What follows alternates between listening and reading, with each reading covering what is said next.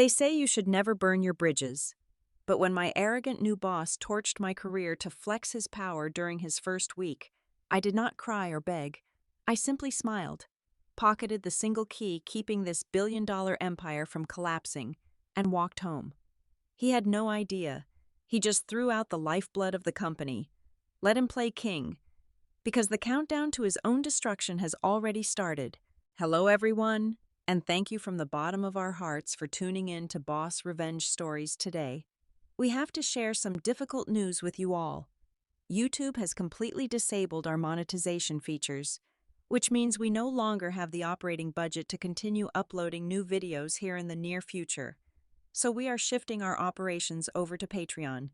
If you enjoyed today's story, please consider supporting our work by joining our Patreon community, where you can listen to exclusive, true stories that are much longer, packed with incredibly detailed situations we cannot publicize on YouTube, and brought to life by multiple emotional voice actors.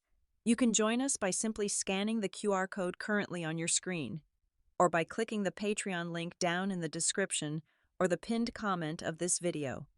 Now, let us dive right into today's tale and meet our brilliant protagonist, Camilla Scott.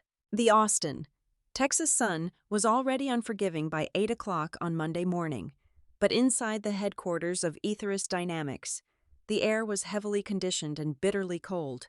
Camilla Scott, a 32-year-old system architecture engineer, walked into the glass-walled executive suite. Sitting behind a desk of imported mahogany was Julian Vance.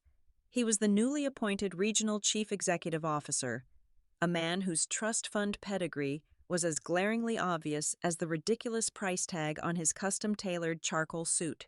Julian belonged to that specific breed of corporate climbers who believed that the absolute fastest way to establish total dominance was to publicly slaughter a veteran employee during their first week on the job. Julian did not even bother to look up from his pristine leather notepad when Camilla took the seat across from him. The silence stretched, a deliberate and calculated tactic meant to make her squirm. But Camilla just sat perfectly still, observing the way he aggressively adjusted his silk tie. "Camilla," Julian finally began, leaning back and steepling his manicured fingers. "I will get straight to the point. I have been reviewing the financials for your green energy integration department. Frankly, it is a massive drain on our resources. You are burning through budget, and quite honestly, your approach shows a severe lack of a progressive leadership mindset. You are acting as a bottleneck to my vision for this company." Camilla kept her expression completely neutral, though a cold wave of disbelief washed over her. She leaned forward slightly, gesturing to the thick binders she had placed on his desk earlier that morning. "Mr. Vance, if you would actually look at the quarterly reports right in front of you, you would see why those resources are allocated. We are currently finalizing the core project. It is a $500 million grid upgrade contract with the federal government. The testing phase begins in exactly 48 hours. Julian waved a dismissive hand in the air, not even glancing at the documents. "I do not care about your little pet projects. Camilla, I care about streamlining operations and cutting dead weight. Ethirus Dynamics needs dynamic thinkers, not outdated engineers who hide behind bloated federal contracts. The core project is not a pet project," Camilla stated, her voice remarkably steady despite the blatant disrespect. "It is the financial anchor of this entire regional branch. If the integration fails, we lose the federal backing entirely." "Enough," Julian snapped, his face flushing with the sudden, ugly red of a man who was not used to being contradicted. He leaned over the desk, his eyes narrowing into cold slits. "You do not get to dictate priorities to me. In fact, you do not get to dictate anything around here anymore. Your employment at Ethirus Dynamics is terminated, effective immediately." The words hung in the chilling air of the office, beyond the glass walls. The sprawling open-plan workspace was a hive of activity, but Camilla knew dozens of eyes were subtly darting toward the executive suite. Julian wanted an audience. "I have already notified security," Julian continued, a cruel edge of satisfaction dripping from every syllable. "You have exactly 15 minutes to clear out your desk. A guard will supervise you. just to make sure you do not decide to take any of our proprietary property with you on your way out." It was a blatant, highly calculated humiliation. He wanted her to cry. He wanted her to beg for her job, to panic about her mortgage, to shatter into a million pieces right there on his imported carpet. Instead, Camilla felt a strange, absolute calm settle deep into her bones. She did not cry. She did not raise her voice. She just stared at him. What Julian Vance, in all his arrogant trust fund glory, completely failed to understand was the architecture of the very system he was taking over. He did not read the reports, so he did not know the most critical detail of the core project. The central encryption algorithm for the entire federal grid upgrade was not company property. It was programmed around a deeply complex personal patent that Camilla had secured years before Ethos Dynamics had ever purchased a portion of her shares. More importantly, the root access to that algorithm did not live on the company servers. The physical hardware activation key was a heavily encrypted microchip encased in a discrete drive, resting safely at the bottom of the leather tote bag currently slung over her shoulder. By firing her and barring her from the premises, he was completely severing the company from the only thing that made their $500 million contract function. Camilla stood up slowly, smoothing the front of her blazer. She looked down at Julian, and a slow, faint smile crept across her face. It was a smile so devoid of warmth, so loaded with a quiet, lethal certainty, that Julian visibly flinched. A brief flash of unease crossed his perfectly groomed features, but he quickly masked it with a sneer, likely assuming her smile was just a pathetic defense mechanism of a bitter, defeated woman. "Good luck with the integration, Julian," Camilla said softly. She turned on her heel and walked out of the glass office. She did not rush. She took her time packing her personal items into a small cardboard box, completely ignoring the bulky security guard hovering over her shoulder and the shocked whispers of her colleagues. When she finally walked out of the front doors of Ethos Dynamics, she stepped into the blazing Texas heat and took a deep, refreshing breath. Behind her, she left a terrifying silence, an invisible countdown ticking away toward an inevitable, catastrophic implosion. Camilla arrived at her sunlit townhouse, dropped her small cardboard box by the front door, and walked straight into her kitchen. For the first time in over 5 years, her phone was not vibrating endlessly with frantic emails and urgent calendar reminders. She ground a handful of fresh Ethiopian coffee beans, letting the rich, earthy aroma fill the room. It was a stark, beautiful contrast to the sterile, heavily filtered air of the corporate office she had just left behind. She pushed open the large living room windows, allowing the warm Austin breeze and the bright morning sunlight to spill across her hardwood floors. Pouring herself a steaming mug of coffee, she sank deeply into her plush armchair and dialed her mother down in Florida. They spent the next hour talking about her mother's blooming hydrangeas, the humid coastal weather, and completely trivial things. Camilla did not even mention the firing. She just closed her eyes and soaked in the absolute, uninterrupted tranquility. The next 48 hours were a masterclass in pure freedom. She went for long, unhurried runs around Lady Bird Lake, read a thick fictional novel cover to cover, and slept for a solid 9 hours each night. She was completely untethered from the corporate machine, breathing freely while her former workplace unknowingly marched straight toward a catastrophic cliff. Back at Ethos Dynamics, the atmosphere was rapidly turning toxic. Exactly 48 hours after Camilla had walked out the front glass doors, the dreaded 0 hour arrived.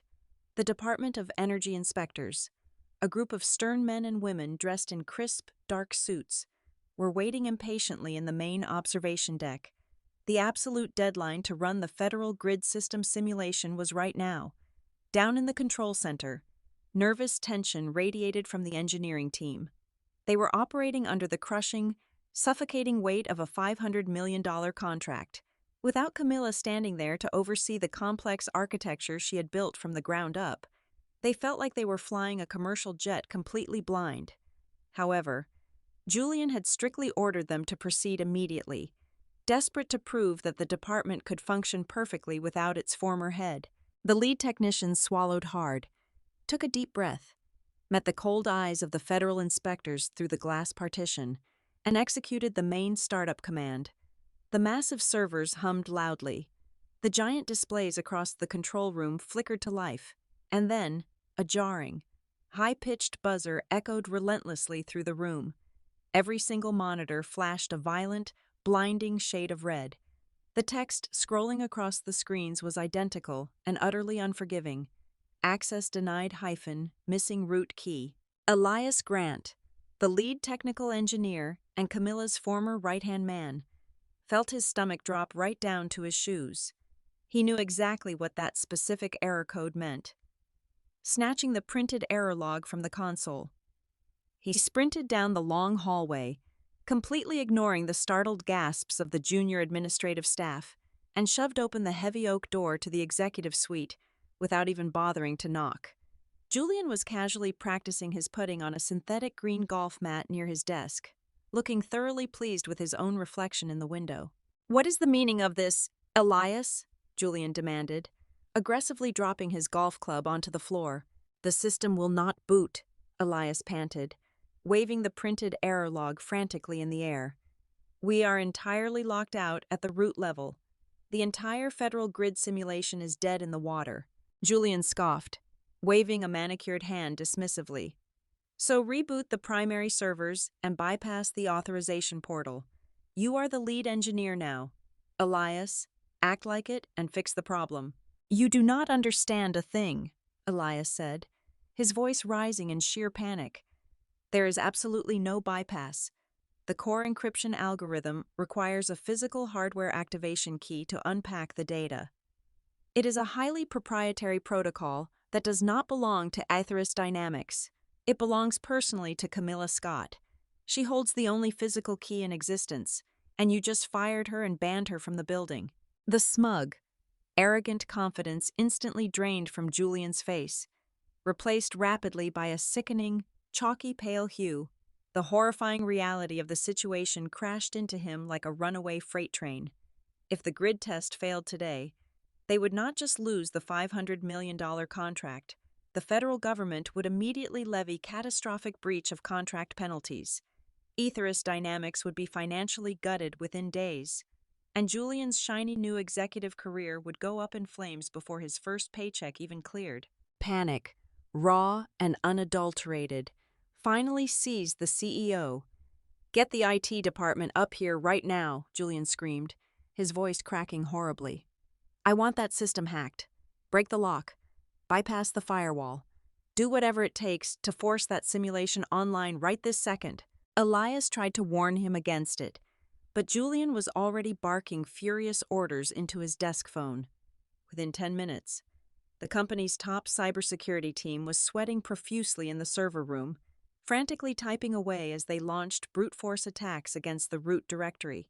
But Camilla had not just built a simple digital lock. She had engineered an impenetrable fortress. The very moment the IT team's cracking software probed the central architecture, Camilla's customized defensive protocols woke up. It was a digital bear trap, snapping shut. The system instantly detected the unauthorized intrusion and immediately initiated a hostile lockdown sequence. Instead of opening, the encryption clamped down 10 times harder. The main servers forcefully severed their own external connections. Years of project data began rapidly encrypting itself into a labyrinth of code that not even the original creators could read without the physical hardware key. One by one. The indicator. Lights on the massive server racks blinked from healthy green to a dead, unresponsive black. The IT lead slowly took his trembling hands off the keyboard, staring at the dark terminal in pure, unadulterated horror. Despite all of Julian's wealth and supposed power, the entire Aetheris Dynamics network had just plunged into total, irreversible paralysis. Camilla sat on her balcony, watching the afternoon sun dip behind the Austin skyline, inside her living room. Her cell phone vibrated violently against the glass coffee table, producing a relentless, irritating buzz. It had been doing that for the past 3 hours. First came the desperate voicemails from human resources, likely begging her to return their calls. Then came a barrage of frantic text messages from Elias, confirming that the digital trap had sprung perfectly. She ignored all of them. She took a slow, deliberate sip of her iced tea, letting them sweat. The phone stopped, paused for a heavy minute, and then started ringing again. This time, the caller identification displayed a name that commanded absolute attention. Marcus Thorne, the global chief executive officer of the entire Ethers conglomerate, calling directly from the New York headquarters. Camilla set her glass down. She let the phone ring 4 times, 5 times. On the 6th ring, right before the call rolled over to voicemail. She finally swiped the screen and answered. She said absolutely nothing. She just held the device to her ear, letting the heavy silence across the line do the heavy lifting. "Miss Scott?" A deep, strained voice echoed from the speaker. "Please, we need to talk. Name your place." 2 hours later, Camila walked into the dimly lit, ultra-exclusive dining room of a private restaurant downtown. Marcus Thorne had chartered a private corporate jet and flown directly from New York to Texas just to fix this monumental disaster. Sitting next to the powerful global executive was Julian Vance. The arrogant, untouchable regional boss from Monday morning was completely gone. Julian sat slumped in his leather chair, his expensive custom suit looking wrinkled and comically oversized on his suddenly shrinking frame. His face was the color of old ash. His hands trembled visibly where they rested on his lap, and he kept his eyes glued firmly to the white tablecloth.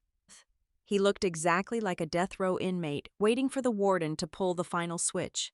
Camilla slid gracefully into the plush booth right across from them. She did not reach out to shake their hands. She did not offer a polite greeting.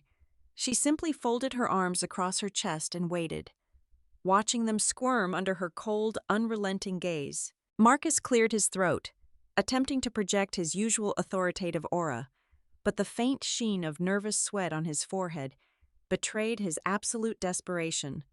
"Camilla, thank you for agreeing to meet us on such incredibly short notice.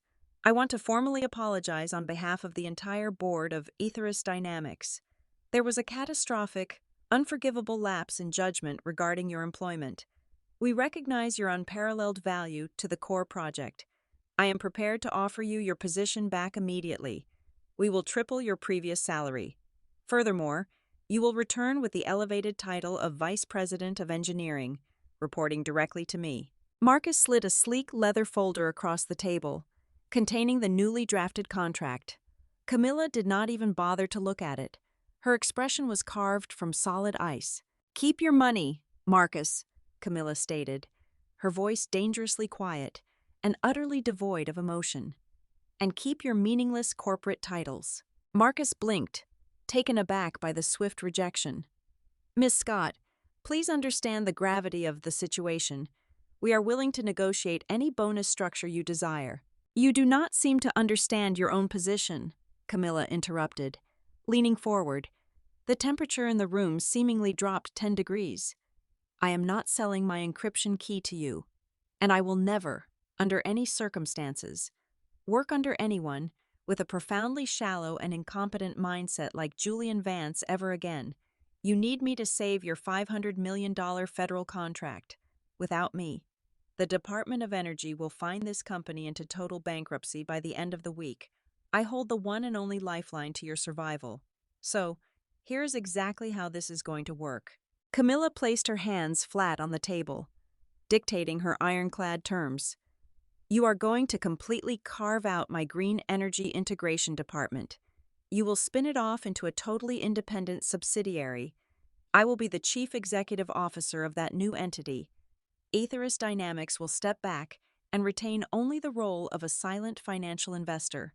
You will have absolutely zero operational control. My team, my rules, my company." Marcus choked on his breath. It was an aggressive, hostile takeover of their own highly lucrative asset, orchestrated by a woman they had just fired. It was completely unprecedented, but he knew he had absolutely zero leverage. He looked at the ticking clock in his head, envisioning the federal inspectors waiting in the lobby, and nodded slowly. "Agreed," Marcus whispered in defeat. "I am not finished," Camilla said, her voice dropping to a sharp, venomous whisper. She finally shifted her gaze to the pathetic, trembling figure of Julian Vance. To finalize this agreement, Julian is going to personally draft the transfer of power. He will sign the binding document handing over every single ounce of authority over the core project directly to me, and he will do it tomorrow morning, in person, standing in front of your entire board of directors. Julian gasped, his head snapping up. The demand was brilliantly cruel, designed for maximum, agonizing public humiliation. It would completely destroy his reputation in the corporate world. He looked at Marcus, his eyes wide and pleading for mercy, silently begging the global chief executive officer to save his dignity. But Marcus Thorne just glared right back at him with pure, unadulterated hatred. Julian had cost the company millions and embarrassed them on a federal scale. "You heard the lady. Julian," Marcus hissed through heavily clenched teeth. "You will draft the transfer papers tonight, or I will personally make sure you never work in this industry again." Julian Vance did not return to his luxury penthouse that evening to draft a surrender document. Man raised on generational wealth and absolute entitlement does not simply bow to a subordinate, especially a woman who had just publicly humiliated him and backed him into an inescapable corner. Inside his darkened, sprawling apartment, the humiliation rapidly metastasized into a blinding, venomous rage. He had nodded along at the private restaurant. He had played the role of the defeated, broken executive perfectly, but beneath the pristine white tablecloth, his mind was already constructing a brutal, unforgiving retaliation. Julian knew that playing by the standard corporate rules was a guaranteed losing game against someone who held the only digital key. So, he decided to drag the entire game into the criminal underworld. Utilizing a heavily encrypted burner phone he kept hidden for emergencies, he bypassed the corporate accounting department entirely and accessed a shadow account funded by his family, U.S. offshore trusts. He authorized an immediate wire transfer of $250,000. The recipient was a highly specialized, deeply underground group of corporate fixers.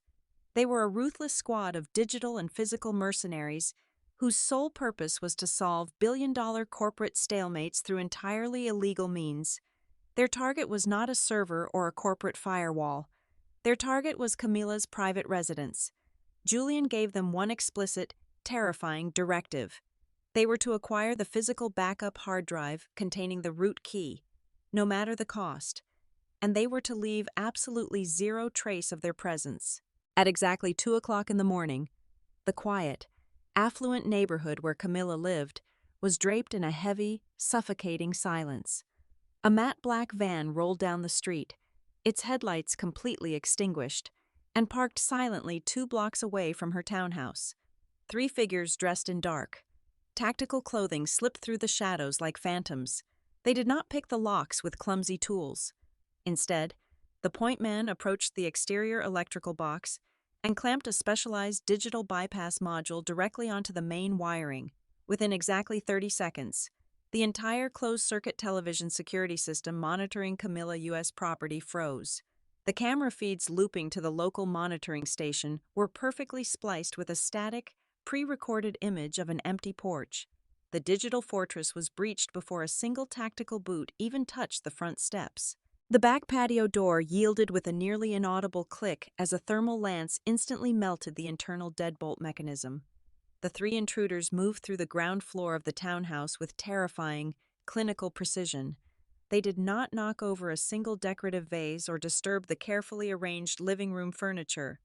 They were not common burglars looking for cheap jewelry or loose cash. They were apex predators hunting a very specific piece of intellectual property. Guided only by the faint moonlight spilling through the window blinds, they crept up the hardwood staircase.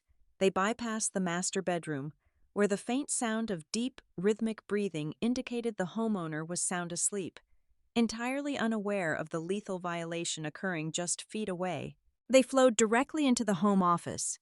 The leader swept the dark room with a specialized thermal scanner, immediately detecting a faint heat signature emitting from a small, concealed compartment behind a heavy oak bookshelf. A specialized crowbar wrapped in thick velvet was inserted behind the wood, with a quiet groan of yielding drywall. The shelf swung forward, revealing a heavy-duty, biometric mini-safe bolted directly into the wall studs. It was exactly where Julian's intelligence network said she kept her most sensitive physical backups. The intruders did not waste precious time trying to hack the complex biometric scanner, taking out a portable, high-powered diamond saw. They carefully and quietly cut the heavy titanium bolts, securing the safe to the house framework. Within an agonizingly long span of 12 minutes, the safe was completely detached. The leader hoisted the heavy metal box into a padded duffel bag, zipped it shut, and signaled the exit. Like a wisp of toxic smoke, the three mercenaries vanished back into the warm Texas night, leaving the townhouse completely silent once more. The following morning, the atmosphere inside the Aetherist Dynamics boardroom was heavy with grim anticipation. Marcus Thorne sat at the head of the massive glass table, flanked by the senior executive board, waiting to sign away the most lucrative division of their entire conglomerate. The paperwork for the independent subsidiary was printed, collated, and resting under an expensive gold pen. But when the heavy wooden doors swung open, it was not Camilla who walked through. It was Julian Vance. How was not the trembling, pathetic shell of a man from the restaurant the night before? Julian strode into the room, radiating an aura of absolute, blinding arrogance. He wore a brand new, navy blue tailored suit, his shoulders squared, and a terrifyingly smug smile plastered across his face. In his right hand, he held a small, silver hard drive. It was the freshly extracted prize from the gutted mini-safe. Marcus frowned, standing up slowly. "Julian, what is the meaning of this? Where is Camilla? And where are the transfer papers you were instructed to draft?" Julian chuckled, a dry, rasping sound that echoed loudly in the cavernous room. He confidently tossed the silver hard drive right onto the center of the glass table. It slid smoothly and stopped perfectly over the newly drafted subsidiary contract. "There will be no transfer of power today, Marcus," Julian declared, projecting his voice so every single board member could hear his triumphant victory. "And there will certainly be no independent subsidiary. We are not yielding a single inch of our territory to a rogue, disgruntled ex-employee." The board members exchanged bewildered, panicked glances. Marcus stepped forward, his expression hardening into a fierce glare. "Julian, if you just derailed this deal, the federal inspectors are going to shut us down in less than an hour. Explain yourself immediately." Julian leaned over the table, placing his hands flat on the cold glass, looking every bit the conquering corporate king. "While you were all ready to surrender our assets to a digital terrorist, I was busy protecting this company. Late last night, my private security team uncovered a massive vulnerability. It turns out that Miss Scott willfully and maliciously violated her non-disclosure agreements. She illegally stored highly classified, proprietary company data on an unsecured physical drive inside her personal residence. She was preparing to leak the core architecture to our biggest competitors. Fortunately, my team executed a rapid data recovery protocol and legally repossessed our stolen property." He pointed a sharp, manicured finger at the silver hard drive. "That drive contains the root key. We have it. Camilla has absolutely zero leverage anymore. Her demands are completely void." A stunned silence washed over the boardroom. Marcus stared at the drive, his mind racing through the legal and ethical ramifications of what Julian was subtly implying. But the allure of saving the $500 million contract without surrendering a massive chunk of the company was intoxicating. "I have already instructed Human Resources to shred the subsidiary agreement," Julian continued, basking in the glow of his perfect, ruthless reversal. "And I have dispatched our legal team to draft a massive lawsuit against Camilla for corporate espionage and breach of contract. By the time we are done with her, she will be utterly ruined." Julian picked up the hard drive, gripping it tightly as if it were a royal scepter. He turned his back on the stunned board members and headed toward the double doors. "Now, if you will excuse me, gentlemen, the Department of Energy inspectors are waiting in the main control center. It is time to initiate the core project and show the federal government exactly why Aetherist Dynamics is the undisputed leader in this industry." Julian walked down this brightly lit hallway, his chest puffed out, fully convinced he had just played the most brilliant, cutthroat move in corporate history. He had stolen the crown jewels in the dead of night, completely destroyed his enemy, and securely cemented his throne. The game was over, and he was the undisputed champion. The main control center of Aetherist Dynamics was an amphitheater of gleaming chrome, heavily tinted glass, and suffocating tension. Dozens of high-resolution monitors bathed the cavernous room in an eerie, sterile blue light. The air conditioning hummed loudly, trying to combat the heavy, nervous heat radiating from the dozens of bodies packed into the observation deck. Standing on the elevated central podium, looking exactly like a triumphant emperor surveying his conquered lands, was Julian Vance. Flanking him on the lower tier were the stern-faced inspectors from the Department of Energy, accompanied by two heavily armed federal agents in dark tactical gear. Marcus Thorne and the rest of the senior executive board occupied the front row of the gallery, their expressions a fragile mixture of nervous anticipation and grim relief. Julian held up the small, silver hard drive for everyone to see. He was practically vibrating with blind, intoxicating arrogance, thoroughly convinced he had successfully stolen the master key to a $500 million empire in the dead of night. That was the exact moment I pushed open the heavy acoustic doors at the back of the auditorium. The heavy thud of the doors sealing shut behind me echoed like a gunshot in the otherwise silent room. Dozens of heads snapped around instantly. Marcus Thorne stiffened in his plush leather chair, his jaw dropping slightly as all the color drained from his face. Elias Grant, standing near the primary engineering console, looked as if he had just seen a ghost rise from the floorboards. I did not scream. I did not wave my arms, cry out for the police, or launch into a dramatic, breathless monologue accusing the chief executive officer of orchestrating a midnight robbery at my home. I simply walked down the carpeted aisle, letting my heels click a slow, deliberate, and entirely unbothered rhythm against the floorboards. I found an empty leather seat in the very last row, smoothed out my skirt, sat down, crossed my arms securely over my chest, and offered the room a soft, placid smile. Up on the podium, Julian sneered, his chest puffed out even further, emboldened by his perceived total victory. He leaned into the microphone on the central console, his voice dripping with condescending venom, making absolutely sure his words carried directly to the federal inspectors. "Well, well," Julian announced, a cruel smirk twisting his perfectly groomed features. "It seems our disgruntled former employee, Miss Scott, has decided to grace us with her presence after all. Have you come to watch the actual professionals do their jobs, Camilla? Or did you just come to witness the utter, humiliating failure of your little extortion scheme? I told the board this morning, and I will say it to your face right now. Aetherist Dynamics does not negotiate with digital terrorists. We recovered the stolen proprietary property you illegally hoarded in your personal residence. Your game is completely over, and your leverage is dead. I did not take the bait. I did not speak a single word in my defense. I just kept smiling, gesturing casually with my right hand toward the massive server console, offering him a silent, polite invitation to proceed with his own execution. Julian let out a short, dismissive bark of laughter. He turned his back to me, facing the giant primary display screen that spanned the entire front wall of the control room. With a theatrical, sweeping flourish, he inserted the stolen silver hard drive into the master terminal port.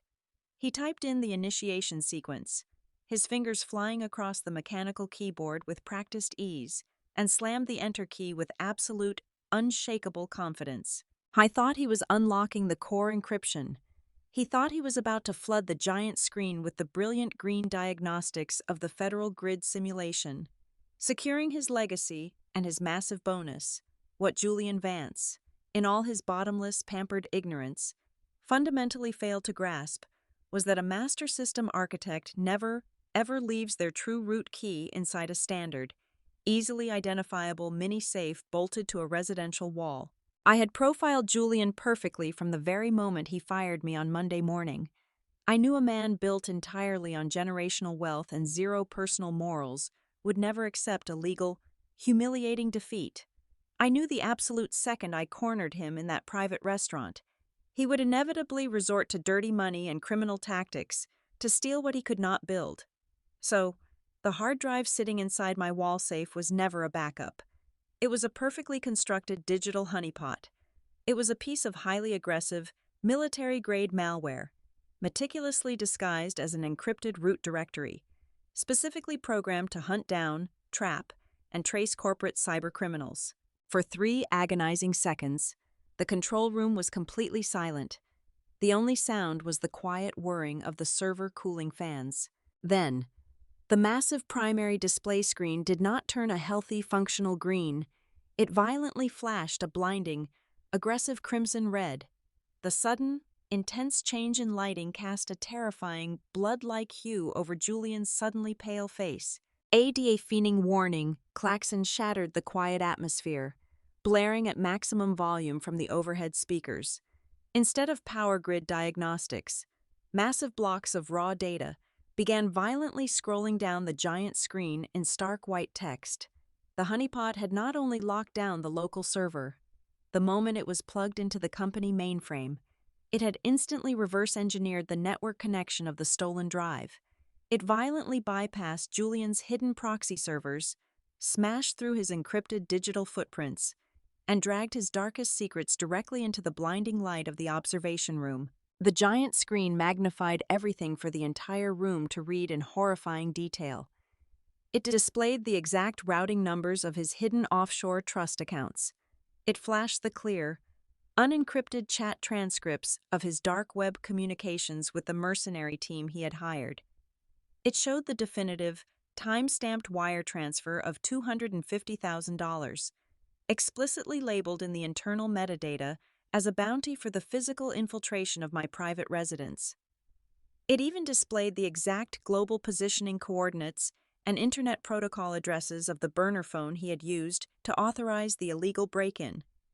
A large, pulsing red box on the screen confirmed that the signal of that exact burner phone was currently pinging from a device resting inside Julian's tailored suit pocket. The atmosphere in the room violently fractured. The air became so thick it was practically unbreathable. Marcus Thorne shot up out of his chair, his face entirely drained of blood, staring at the screen in pure, unadulterated horror as he realized his new chief executive officer had just committed multiple federal felonies. The inspectors from the Department of Energy took a collective, terrified step back from the podium, shielding themselves from the unfolding disaster. The 2 armed federal agents immediately shifted their tactical stances, their hands dropping instinctively to the heavy sidearms resting on their belts, their eyes locking fiercely onto the man on the podium. Julian stood completely frozen. His manicured hands hovered uselessly over the mechanical keyboard. His mouth opened and closed like a suffocating fish, entirely unable to formulate a single coherent word of defense as the undeniable proof of his crimes cascaded endlessly down the crimson screen behind him. His pristine, arrogant career was no longer a glowing empire. It was a fragile, burning thread hanging directly over a bottomless abyss, and I was sitting quietly in the back row, holding the only pair of scissors. Julian completely snapped, the undeniable, glaring truth of his crimes scrolling down the massive screen shattered his fragile, arrogant mind.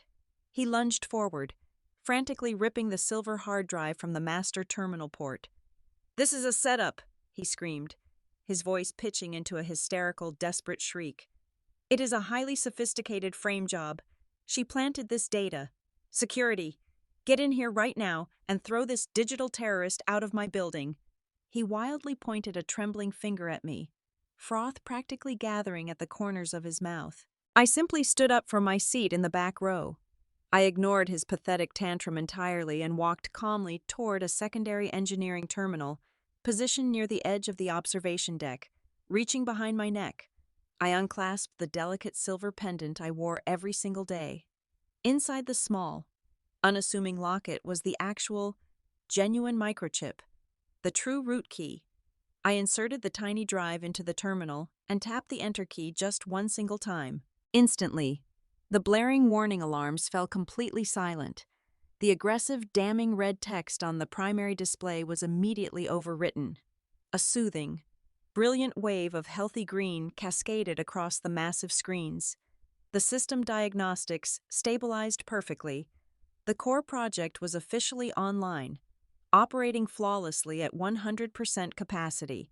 Simultaneously, a secondary command I had quietly woven into the startup sequence executed automatically. It permanently revoked every single level of administrative access Julian possessed. He was locked out of the system forever. The federal agents did not wait for an invitation. They stepped onto the podium. Their expressions hardened into cold, professional steel.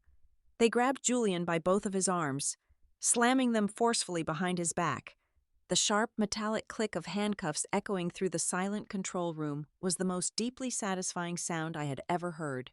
"Julian Vance," the lead agent stated, his voice booming over the stunned silence. "You are under arrest for federal economic espionage, corporate bribery, and conspiracy to commit illegal breaking and entering." Julian sobbed, his legs giving out completely as he was dragged out of the room, his pristine custom suit dragging pathetically across the carpeted floor. The Golden Boy was entirely destroyed. His perfectly curated career turned to absolute ash in front of his peers. Marcus Thorne watched the spectacular downfall with wide, fearful eyes. When the heavy double doors finally closed behind the disgraced regional manager, Marcus turned slowly to face me. The look in his eyes had shifted entirely from desperate frustration to a profound, chilling mixture of deep respect and genuine terror. He did not say a single word. He just waved a trembling hand at his executive assistant, who practically sprinted forward, holding the subsidiary agreement right there, leaning on top of the main engineering console. Marcus signed away the division, granting me terms far more favorable than I had initially demanded.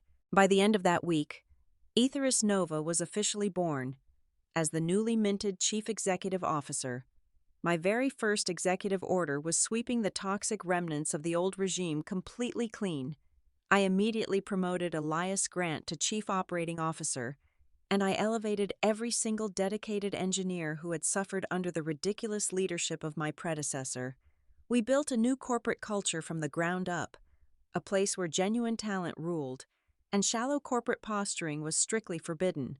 Months later, I stood alone in my newly constructed corner office. The walls were pure, transparent glass, offering a stunning, unobstructed view of the Austin skyline. The sun was just beginning to set, and one by one, the city lights flickered to life, powered directly by the flawless, modernized grid my team and I had designed. I took a slow sip of my coffee, feeling the deep, resonant hum of the city below. I finally understood the core truth of this corporate game.